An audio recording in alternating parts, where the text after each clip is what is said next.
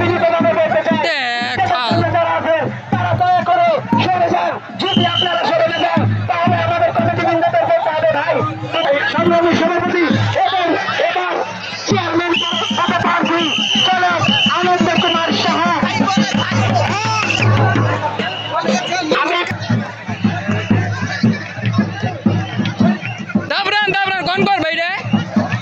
কোন জায়গার এই গুস্তা ও নতুন কিনছে এটা বান না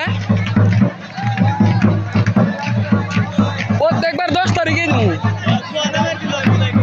জীবনে নেট গালটা বোধহয় করে দেওয়া এবারই